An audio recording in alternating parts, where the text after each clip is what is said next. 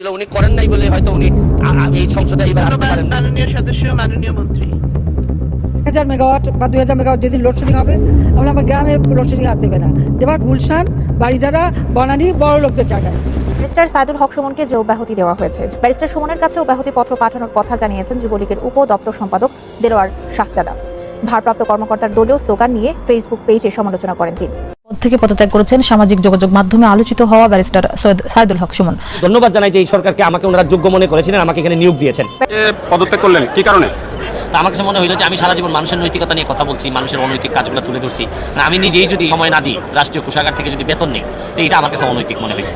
তা আমি নিজে নৈতিকতার কথা বলে আমি নিজে যদি অনৈতিক কাজ করি বা মনে হয় আমার কাছে যেটা অনৈতিক হচ্ছে, তা আমার মনে হয় এটার থেকে চলে যাওয়াই আমার মনে হয়। আসসালামু আলাইকুম সম্মানিত দর্শক মণ্ডলী, দেশ ও প্রবাস থেকে কাছে ও দূরে, দেশের দূর দূরান্ত থেকে যারাই ঠিক এই মুহূর্তে আমার এই ভিডিওটি দেখছেন, সকলকে জানাই আন্তরিক শুভেচ্ছা ও অভিনন্দন। সম্মানিত দর্শক মণ্ডলী, ভিডিওতে আপনাদের মাঝে অত্যন্ত গুরুত্বপূর্ণ কিছু তথ্য তুলে ধরব, যে বিষয়গুলো দেখলে আপনি রীতিমতো অবাক হতে বাধ্য হবেন। হ্যাঁ প্রিয় দর্শক, অবাক হওয়ার মতো একটি ভিডিও নিয়ে উপস্থিত হয়েছি। এই জন্য এই গুরুত্বপূর্ণ ভিডিওটি এক সেকেন্ডেও না টেনে ধৈর্য সহকারে শেষ পর্যন্ত দেখবেন।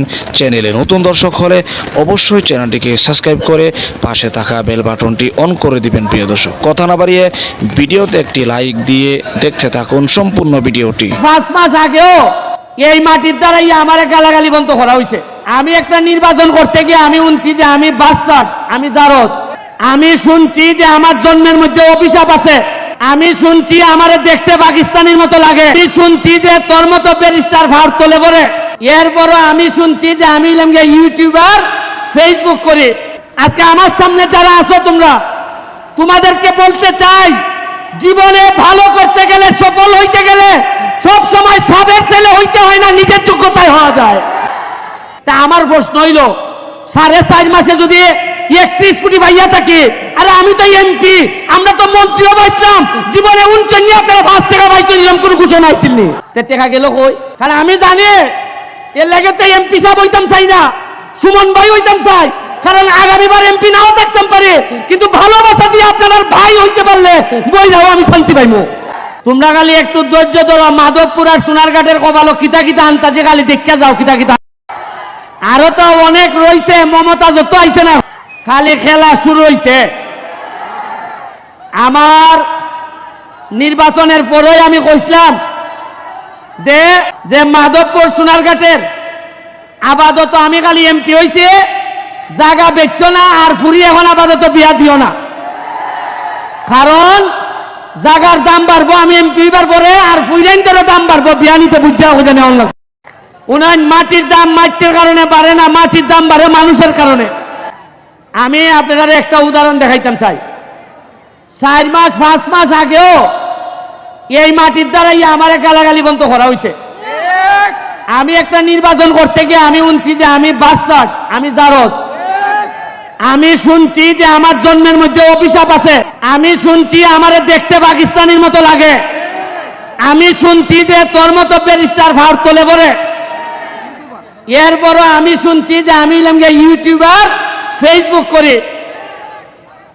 আমি আল্লাহর ভাই চাইয়া ধৈর্য ধরছি। আমি ইয়েতিম, আমার বাপ নাই। আপনারা কি কেউ আমার বাপের নাম জানুন? আপনারা আমার নামই আমি পরিচিত হয়েছি। আমি কোনো সাবের ছেলে না। আমি আপনার মতো জায়গার থেকে একবারে Trinamool DCP high school Sonarghat থেকে উঠতে আমি আজকে ব্যারিস্টার হয়েছি। আমি গল্পটা কইতাছি তোমাদেরকে এই কারণে, আজকে আমার সামনে যারা আছো তোমরা, তোমাদেরকে বলতে চাই, জীবনে ভালো করতে গেলে, সফল হইতে গেলে সব সময় সাবের ছেলে হইতে হয় না, নিজের যোগ্যতায় হওয়া যায়। তোমরা ভাবতে পারো যে আমি ধর্মঘট, আমি কি পারবো? তোমরা কি জানো আমি ধর্মঘটের বিষয়ে আমি খালি শুনতাম ধর্মঘট ধর্মঘট ধর্মঘট। এই ধর্মঘটের বিষয়ে আমার সম্মান শ্রদ্ধাবোধ অনেক বেশি।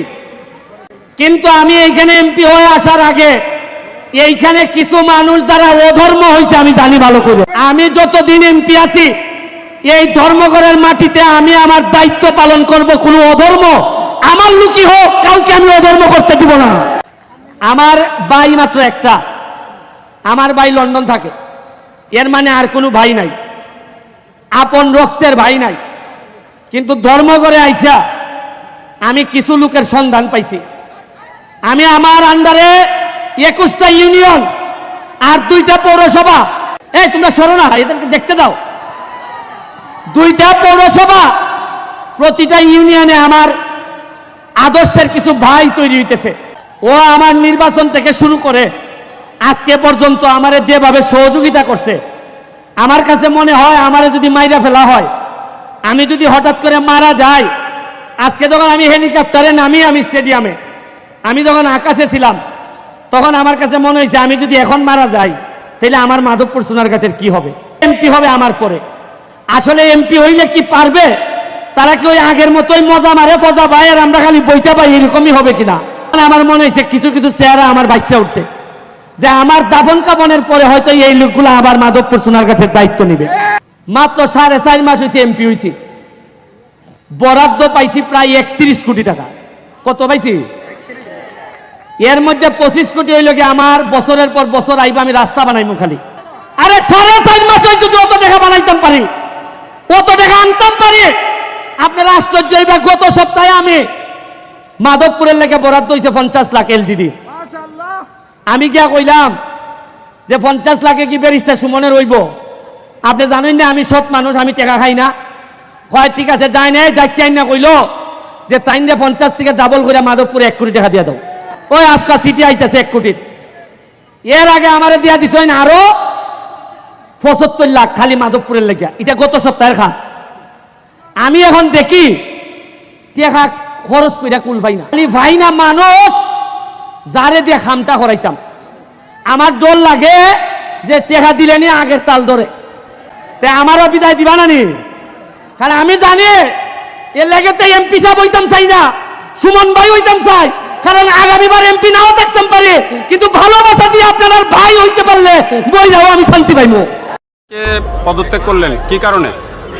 অনেকদিন তো ট্রাইব্যুনালে কাজ করছি নিষ্ঠার সাথে, ইদানিং তো আসলে সামাজিক অনেক স্বেচ্ছাসেবকমূলক কাজে জড়াই গেছি। অনেকগুলো মামলা যেগুলো আসলে আমার কাছে মনে হয়েছে যে আমি যদি না দাঁড়াই বা এইরকম তাদের পাশে দাঁড়ানোর লোকের সংখ্যা কম, তো এইগুলো করতে করতে অনেক সামাজিক কাজের সাথে জড়াই যাওয়ার কারণে ট্রাইব্যুনালে আমি কিন্তু সময় দিতে পারতেছি না। তো আমার কাছে মনে হইলো যে আমি সারা জীবন মানুষের নৈতিকতা নিয়ে কথা বলছি, মানুষের অনৈতিক কাজগুলো তুলে ধরছি, আমি নিজেই যদি ট্রাইব্যুনালে সময় না দিই, রাষ্ট্রীয় কোষাগার থেকে যদি বেতন নেই, তো এটা আমার কাছে অনৈতিক মনে হয়েছে। তা আমি নিজে নৈতিকতার কথা বলে আমি নিজে যদি অনৈতিক কাজ করি বা মনে হয় আমার কাছে যেটা অনৈতিক হচ্ছে, তা আমার মনে হয় এটা থেকে চলে যাওয়াই আমার মনে হয় অনেক। অন্য কোনো বিকল্প ছিল কিনা? না, আর কোনো বিকল্প দেখেন, আমি ওই কাজগুলো করে তো আনন্দ পাচ্ছি, যেগুলো সামাজিক কাজ, এগুলো যেহেতু আনন্দ পাচ্ছি, তো যে কাজে আমি আনন্দ পাচ্ছি, যে কাজে আমার অনেক মনের মধ্যে তৃপ্তি আসে, এই কাজে আমি সময় দিতে চাই। এখানে নির্যাতিত নিপীড়িত মানুষের যন্ত্রণা থাকবে, আওয়াজ থাকবে, এখানে আমি দাঁড়াইতে চাই। আমি একজন ব্যারিস্টার হিসাবে, ধরেন প্রসিকিউটর হিসাবে রিজাইন করলে আমি তো ব্যারিস্টার হিসাবে বা অ্যাডভোকেট হিসাবে তো রিজাইন করছি না, বা এটা তো আমার একটা ইনহারেন্ট কোয়ালিটি, এটা নিয়ে আমি মানুষের পাশে দাঁড়াই। অনেকে বলে যে আপনি রাজনীতিতে আরো বেশি সময় দিতে চান, ঘটনা কি সত্য? না, আপনি দেখেন, সেবা, রাজনীতি তো মানুষ করে সেবা করার জন্য, তাই এমনি যদি আমি সেবা করতে পারি, এটা কি রাজনীতি না?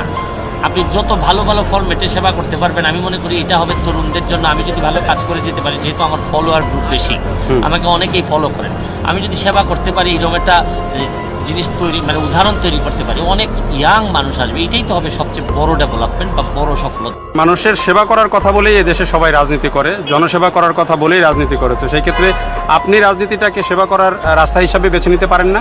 মানে আমি দেখেন, আমি সেবাইটা করি না, এই সেবা করতে করতে যদি জীবনটা শেষ হয়ে যায়, এর চেয়ে বড় সফলতা কি হইতে পারে? রাজনীতি। প্রিয় দর্শক, আশা করি সম্পূর্ণ ভিডিওটি দেখলেন। ভিডিও দেখে বসে বুঝতে পেরেছেন যে বিষয়গুলো আপনাদের মাঝে তুলে ধরলাম, যে ভিডিওটি আপনাদের মাঝে তুলে ধরলাম, এই ভিডিও সম্পর্কে যদি আপনার কোনো মতামত থাকে, অবশ্যই আপনার মূল্যবান মতামতগুলো কমেন্ট বক্সে জানিয়ে দিবেন, এমনকি ভিডিওটি শেয়ার করে সকলের মাঝে ছড়িয়ে দিবেন। প্রিয় দর্শক, আজকের মতো এখানে শেষ করছি। ভালো থাকুন, সুস্থ থাকুন, আবারও দেখা হচ্ছে পরবর্তী ভিডিওতে।